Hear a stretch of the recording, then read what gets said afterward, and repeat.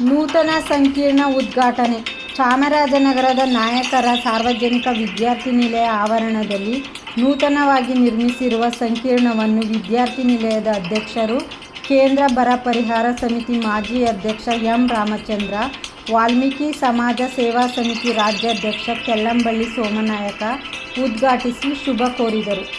ಈ ಸಂದರ್ಭದಲ್ಲಿ ತಾಲೂಕು ನಾಯಕರ ಸಾರ್ವಜನಿಕ ವಿದ್ಯಾರ್ಥಿ ಸಂಘದ ಉಪಾಧ್ಯಕ್ಷ ಪು. ಶ್ರೀನಿವಾಸ ನಾಯಕ, ನಗರಸಭಾ ಮಾಜಿ ಅಧ್ಯಕ್ಷ ಸುರೇಶ್ ನಾಯಕ, ಮಾಜಿ ಸದಸ್ಯ ಚಂಗುಮಣಿ, ಕಂಡಕ್ಟರ್ ಚಾಸಿ ಸೋಮನಾಯಕ, ಬಿಜೆಪಿ ಮಾಜಿ ಅಧ್ಯಕ್ಷ ಆರ್. ಸುಂದರ್, ಯಜಮಾನರಾದ ರಾಜು ನಾಯಕ, ಮಹದೇವ ನಾಯಕ, ವರದ ನಾಯಕ, ಮುಖಂಡರಾದ ಲಿಂಗರಾಜು, ಮಹದೇವು, ರಂಗಸ್ವಾಮಿ ನಾಯಕ ಹಾಗೂ ನಾಯಕರ ಸಾರ್ವಜನಿಕ ವಿದ್ಯಾರ್ಥಿ ನಿಲಯದ ಸದಸ್ಯರು, ಎಲ್ಲ ಗ್ರಾಮದ ಯಜಮಾನರು, ಮುಖಂಡರು ಭಾಗವಹಿಸಿದ್ದರು. ವರದಿ ಒಮ್ಮ ನಂಜುಂಡ ನಾಯಕ, ಚಾಮರಾಜನಗರ.